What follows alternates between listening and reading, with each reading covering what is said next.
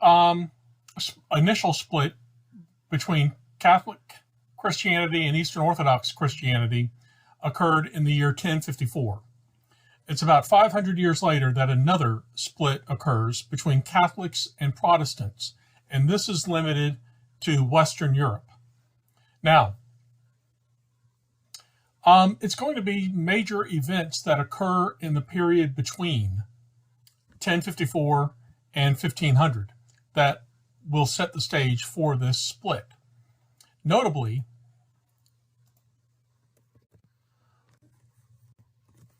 what is known as the Black Death, the bubonic plague that swept through Europe between 1348 and 1353.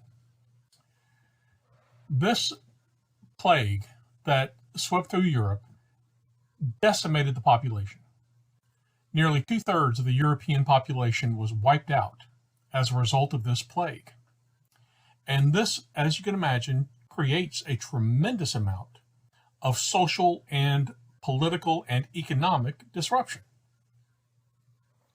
Now, again, in the earlier history of the Catholic Church, sacraments and rituals and other elements of the religion were much more rigidly held. And so the idea then is that what happens during the Black Death, for example, you're going to find that people could not go to confession. They were sick, or more likely as well, the priests were dead, and they could not find a priest to hear their confession. And so these kinds of things, for someone who's devoutly Catholic, are very serious.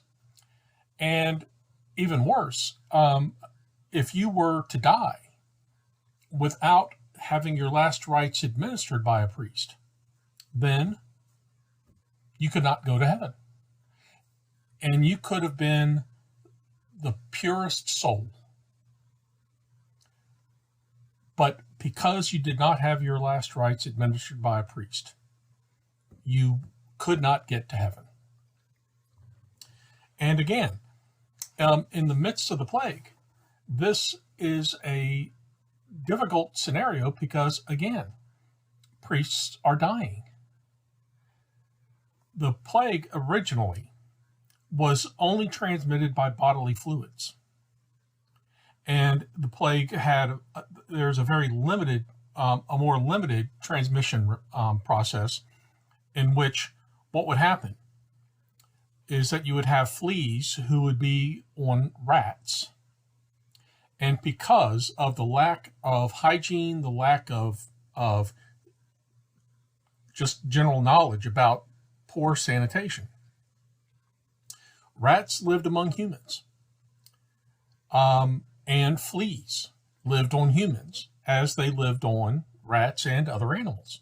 So what would happen is the rats would be the one carrying the plague, but the fleas would bite the rat. The infected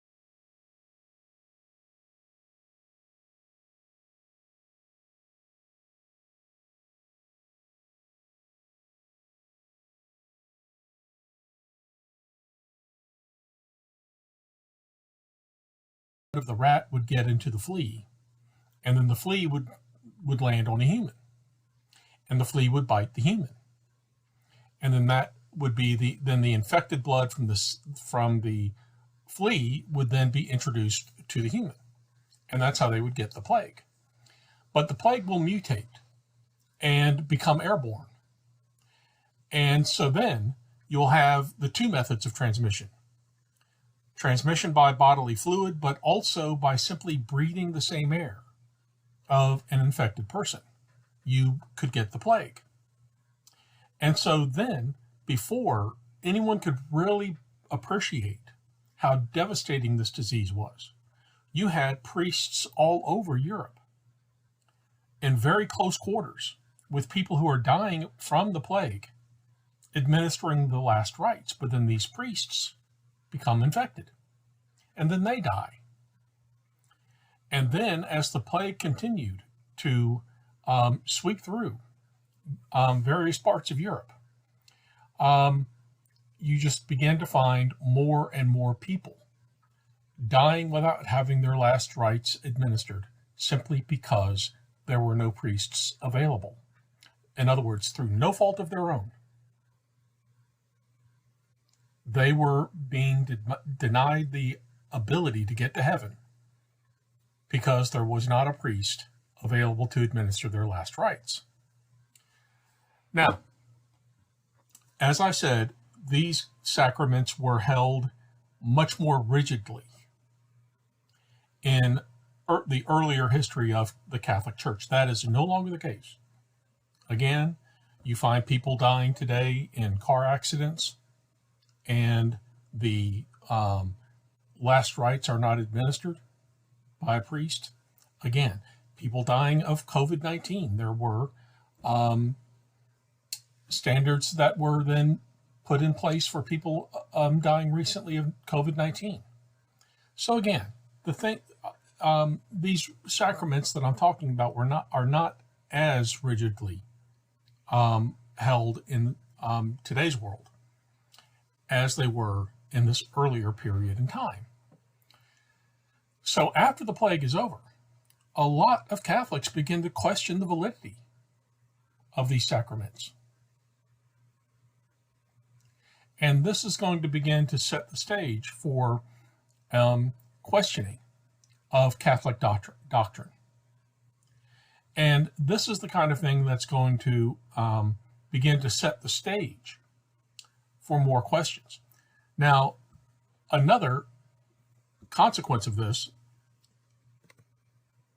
after the plague subsides, it begins a period, we mark the beginning of a period in European history known as the Renaissance.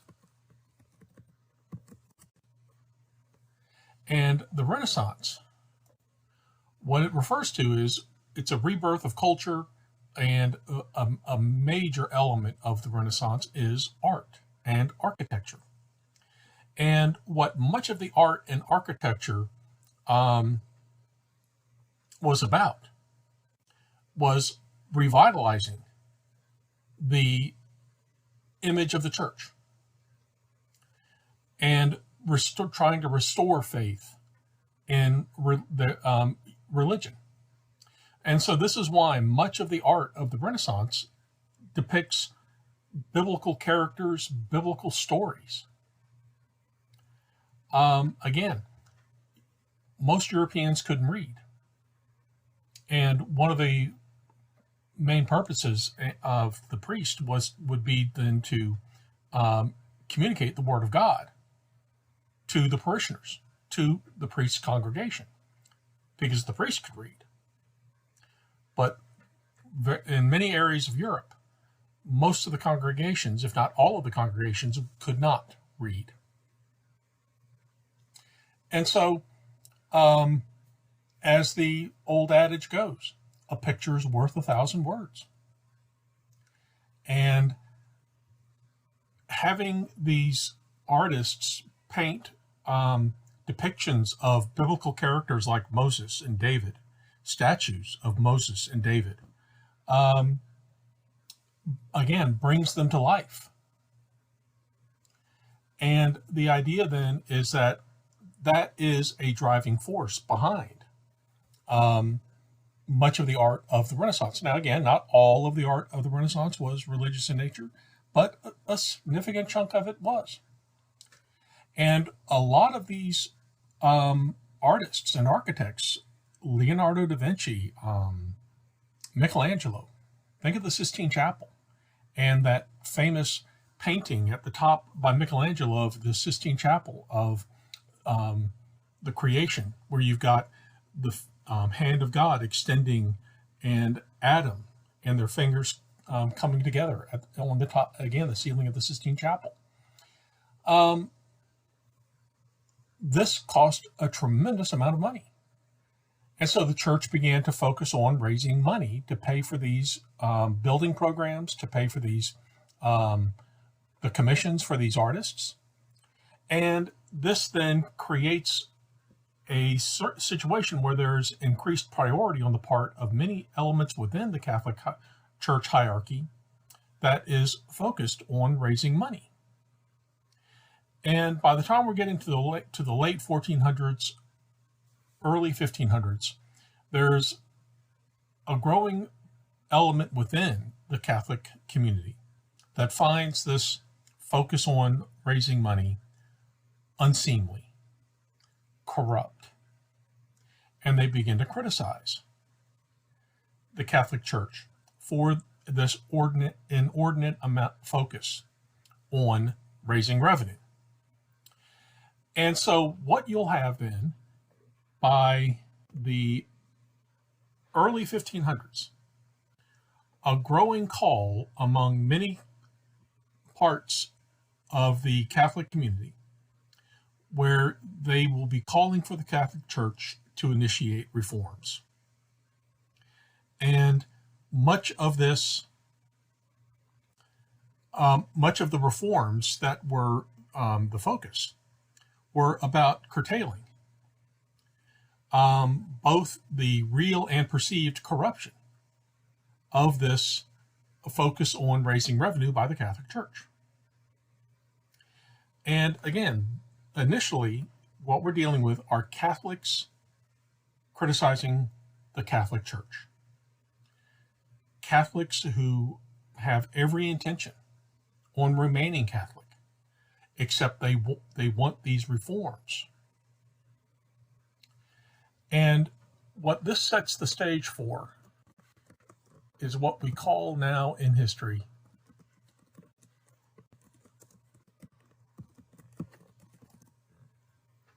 the Protestant Reformation. Now, initially, what it meant to simply be identified or to identify yourself as a Protestant was that you were part of the protest calling for reform. Now, what's going to happen though is as the call for reform continues to grow, at the highest levels of the Catholic Church, the leadership will adamantly refuse. They will adamantly refuse to acknowledge that they have done anything worthy of criticism. And they totally reject every call for reform. And so this will then become increasingly a protest demanding reform. And as the leadership of the Catholic Church continued to dig in its heels and refuse to acknowledge any error whatsoever, then this will become a permanent split. That those who will who were the Protestants demanding the reforms will simply enact the reforms and change the way they worship. And as a result, you'll find that there will be a growing number of Protestant denominations that begin to emerge. Now, geographically, the way this worked is the further away a group was from Rome, that is where you were much more likely to find Protestant communities emerging. So in places like northern Germany, Denmark, again, not only in these areas, but again, one of the characteristics is the further away from Rome, the more likely you were to become the more likely you were to find more Protestants. Areas closest to Rome, like in Italy, in Spain, France, much less likely for you to find Protestants. And what this will do is it will trigger, in many areas of Europe, wars and violence between Catholics and Protestants. This was not a smooth transition. And so the traditional date used to mark the beginning of the Protestant Reformation is 1517. And then the